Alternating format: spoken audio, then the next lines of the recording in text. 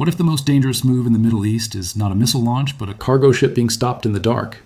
Because when Washington grabs what it says is Iran's hidden war cargo, Tehran usually does not answer with one clean, simple response. It answers somewhere else, sometime later, where the whole world can feel it. If you want sharp, no-hype breakdowns of the stories hiding behind the headlines, hit like, subscribe, and share this with the one person who always asks, okay, but what does this really mean? The title of this story sounds like a movie. The U.S. Navy seizes Iran's secret weapons ship. Tehran strikes back. One clean action. One clean reaction. Beginning, middle, end. But the real story is more dangerous than that, because it is not really one incident. It is a pattern. A shipment gets intercepted at sea, a tanker gets tracked, a cargo route gets exposed, a ship linked to Iranian oil gets taken, then pressure starts building in other waters. Another vessel gets boarded, another crew gets trapped. Another missile or drone appears in a shipping lane. Insurance prices jump, freight routes change, oil traders panic. Families far from the Gulf pay more at the pump and never realize their grocery bill is now connected to a steel deck hundreds of miles away. That is the part most people miss. This is not just about ships. It is about leverage. And if you want to understand why a single boarding operation can shake entire regions, you need to understand how the sea became one of the most important battlefields in the struggle between the United States and Iran. Start with the reality Washington points to.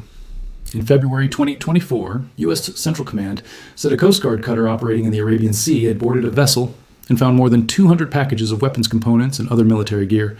According to the official release, the cargo included parts for medium-range ballistic missiles, explosives, components for unmanned surface and underwater vehicles, military-grade, communications equipment, anti-tank launcher assemblies, and other military hardware. U.S. officials said the shipment came from Iran and was headed toward Houthi-controlled parts of Yemen. That matters for a simple reason. The Houthis are not just a local militia sitting in isolation.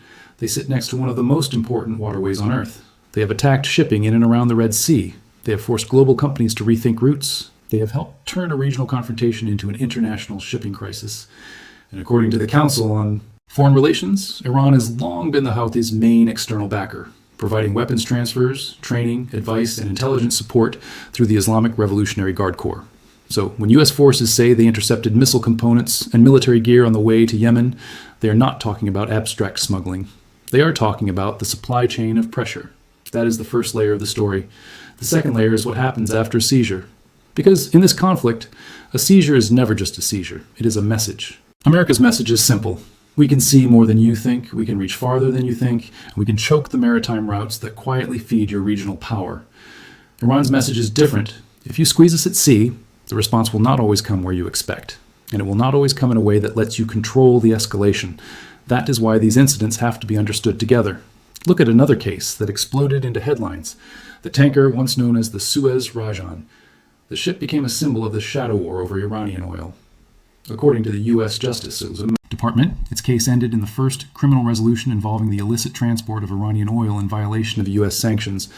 The Justice Department said over 980,000 barrels of contraband crude oil were seized, and that the vessel's ownership company pleaded guilty to conspiring to violate sanctions law. Prosecutors described a covert scheme involving disguised origin, ship-to-ship transfers, false reporting, and falsified documents. Think about how strange that is for a moment. No missile strikes, no cinematic dogfight, no live TV countdown. Just paperwork, tracking signals, sanctions law, and a tanker carrying nearly 1 million barrels of oil that suddenly becomes a geopolitical weapon. That is modern pressure. It is quiet until it is not. And then came the answer. In January 2024, Iran's Navy seized the St. Nikolas in the Gulf of Oman. Why did that case hit so hard? Because the St. Nikolas was the same vessel previously known as the Suez Rajan. In other words, a ship tied to an earlier U.S. sanctioned seizure became the target of a later Iranian seizure.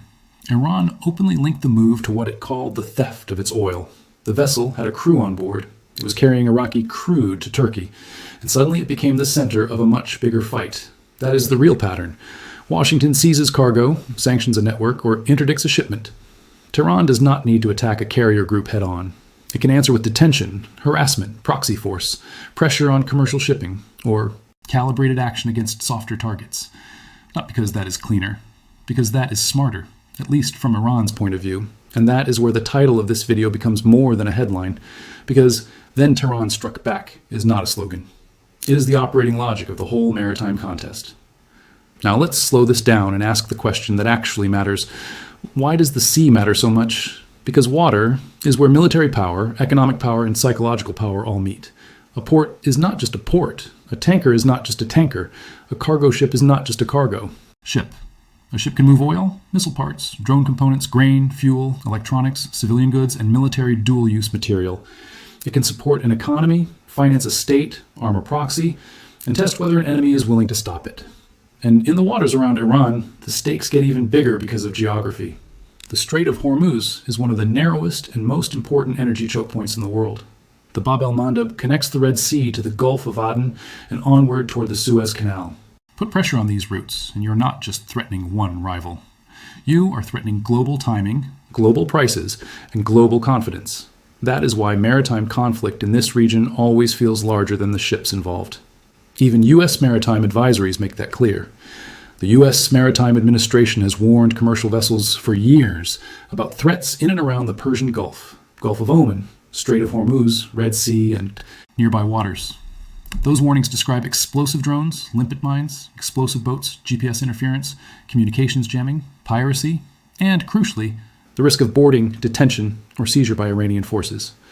In plain English, that means commercial sailors in these waters do not just worry about weather and machinery, they worry about becoming pieces in a state-level power game. Imagine being the captain of a merchant vessel in that environment. You're not a diplomat, you're not a soldier, you're not writing sanctions policy in Washington or planning strategy in Tehran. You are trying to move cargo from one point to another, yet your ship can suddenly become evidence, leverage, revenge, or a bargaining chip. That is one of the darkest truths in this whole story. Civilian shipping often carries the emotional cost of geopolitical signaling, and the world tends to notice only after something goes wrong. Quick pause here. If this breakdown is helping you see the full map instead of just the viral headline, subscribe now and drop a comment with the word sea lane, so I know you're still locked in. Now, if you are Iran, why answer this way? Because direct symmetry would be suicidal. That is the blunt truth. Iran has missiles, drones, naval assets, proxy networks, and the ability to create pain. But it does not want a straightforward conventional naval showdown with the United States.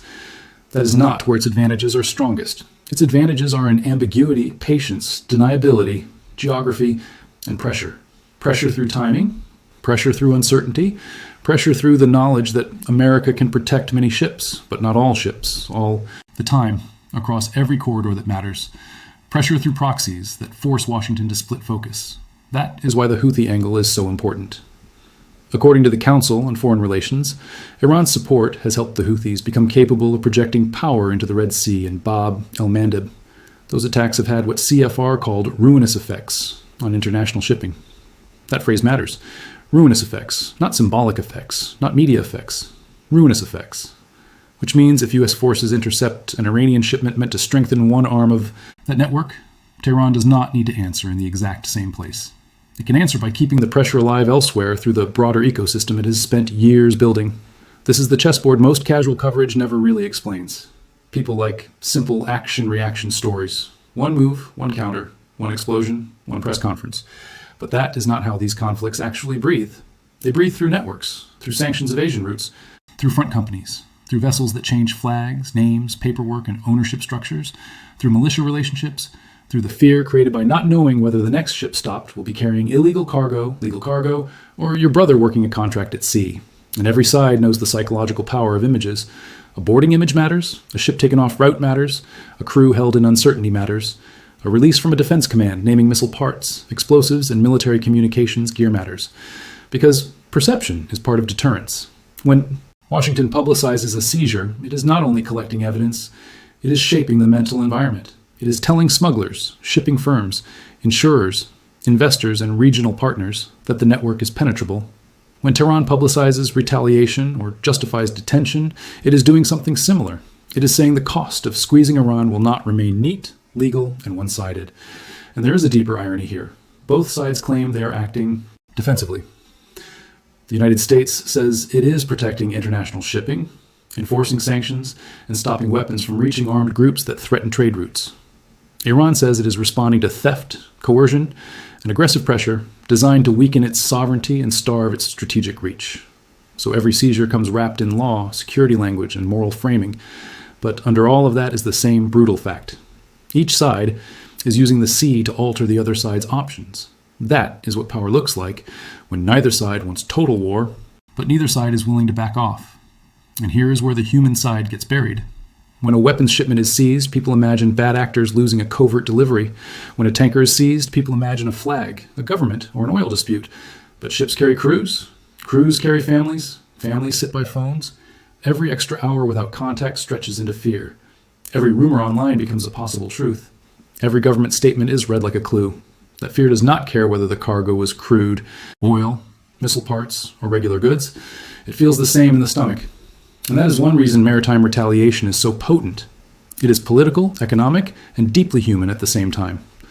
Now let's go one level deeper, because this is where the story really turns. And what exactly is a secret weapons ship in the modern sense? Most people picture a sinister freighter stuffed wall to wall with rockets under a fake manifest. Sometimes reality is more fragmented than that. It can be components, not complete systems. It can be electronics, launcher parts, explosives, engine pieces, guidance-related gear, and communications equipment spread across packages and hidden inside the noise of normal trade. That is why interdictions matter so much. You're not always catching a complete weapon. You are catching the bloodstream that helps weapons become possible. CENTCOM's February 2024 statement is a perfect example.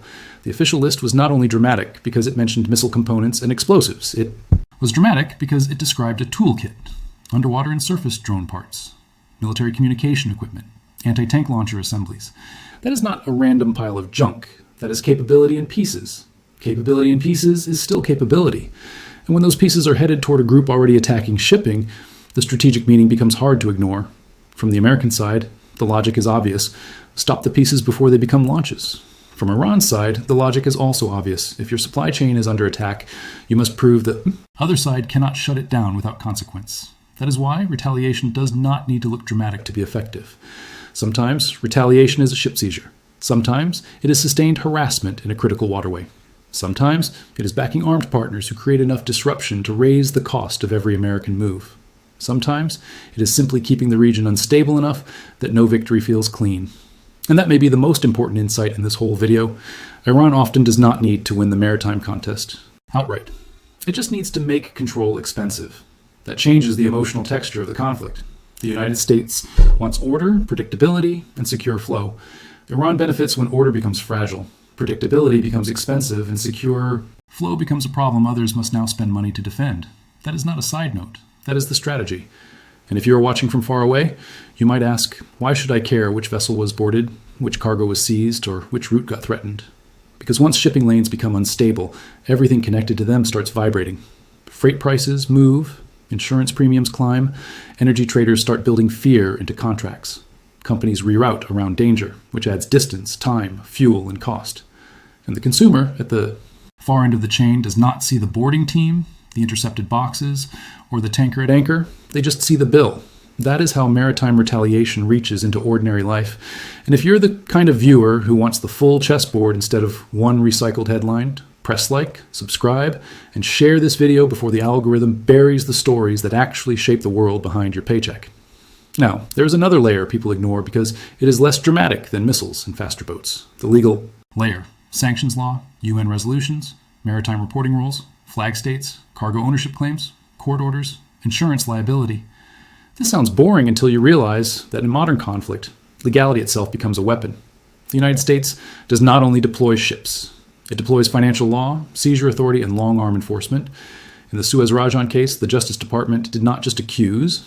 It built a criminal case, got a guilty plea, imposed probation and a fine, and moved the cargo into a civil forfeiture process. That turns a tanker into a courtroom object. Iran, in turn, does not frame its response as lawless revenge. It frames it as lawful response. In the St. Nikolas seizure, Iranian messaging explicitly tied the action to a court order and the claim that its oil had been stolen. You do not have to agree with either side's position to see the pattern. Both sides fight with force and with narrative legitimacy. Both want neutral audiences, shipping firms, and foreign governments to think maybe they have a point. Because the broader struggle is not just over a shipment. It is over whose version of order will be accepted. American order says sanctioned cargo, illicit transfers, and destabilizing weapons shipments can be interdicted. Iranian order says outside powers do not get to police regional waters, seize cargo linked to Iran, and then call every response illegitimate. And somewhere between those positions are the merchant crews, the insurers, the port authorities, the energy buyers, and the smaller states that just want the lanes to stay open. That middle space is where the tension gets dangerous, because the more often commercial vessels become political tools, the easier it becomes to normalize their use in retaliation. That is a slippery slope, a very dangerous one. And history says once something becomes normal in a tense waterway, someone eventually pushes it too far. A warning shot misread, a boarding resisted, a crew member injured, a missile that lands closer than intended, a drone that does not get intercepted, a state that feels humiliated and wants a more visible answer. This is why maritime confrontation feels technical on the surface, but emotional. At its core, humiliation matters, image matters, prestige matters, especially in a rivalry where each side wants to show staying power. For Washington, every successful interdiction says the network can be penetrated. For Tehran, every successful response says pressure will not remain cost-free. And when those two needs collide, escalation becomes less about logic and more about credibility. That is when bad decisions happen. Now let's bring the Houthis back into focus, because this piece is essential. One of the reasons shipments to Yemen matter so much is that the Red Sea crisis changed how the world sees regional proxy warfare. What once looked to many outsiders like a contained local conflict suddenly became a shipping story, an inflation story, an energy story, a supply chain story. That shift is huge. The moment attacks on shipping become frequent enough to force rerouting, the whole world starts paying attention. And once that happens, any intercepted shipment linked to that ecosystem becomes more than a tactical success. It becomes evidence in a much larger argument that the flow of Iranian support to armed groups is not just a local issue. It is a global commerce issue. That is exactly why U.S. officials talk about free flow of commerce when they discuss these seizures. It is not just moral language. It is coalition language. If Washington can frame interdictions as defense of global trade, it becomes easier to build support. If Iran can frame those same interdictions as piracy, theft, or selective enforcement, it becomes easier for Tehran to cast itself as a state under pressure rather than a state creating the pressure. Narrative is not extra here. Narrative is operational. And here is the uncomfortable part. Both narratives work on different audiences. That is why this conflict keeps reproducing itself. Supporters of the American position look at a seizure of missile components and say, of course, that had to be stopped. Supporters of the Iranian position look at U.S. oil seizures and say, of course, Tehran would answer back. The result is a cycle in which every move feels justified to the side making it and provocative to the side receiving it. That is the formula for long, dangerous rivalry. Not endless war in the conventional sense. Endless pressure. And endless pressure at sea is uniquely destabilizing because so many non-combatants sit inside the system. A truck on land can stop. A vessel in a choke point carries different risks. Delay stacks, traffic stacks, fear stacks, rumor stacks, cost stack.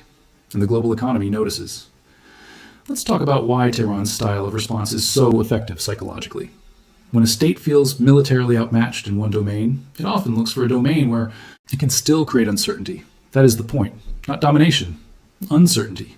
If ship owners, crews, insurers, and governments wake up every morning unsure which vessel might be detained, which route might be threatened, or which proxy attack might trigger a wider response, then Iran has already achieved something valuable. It has spread risk. Risk is expensive. Risk changes behavior. Risk makes even superior power spend more, patrol more, escort more, and explain more. So when people ask, did Tehran really strike back? The answer is yes, but often not in the neat cinematic way the title suggests. It strikes back by making the sea feel politically contaminated. That contamination is strategic. It gets into shipping plans. It gets into investor nerves. It gets into diplomacy. It gets into elections, gas prices, and public patience. And that is why one interdicted vessel can echo far beyond the deck where it was stopped. Before we go to the final layer, take 2 seconds and subscribe if you want more deep human explanations of power, war, and the costs hidden behind official statements. And if this is giving you a clearer picture, send it to one friend who thinks geopolitics never affects daily life. Now, here's the final layer. What is each side really trying to prove? The United States is trying to prove that maritime pressure networks can be exposed, disrupted, and punished. It wants partners to believe American power can still secure key trade routes. It wants armed groups and their suppliers to believe shipments can be found.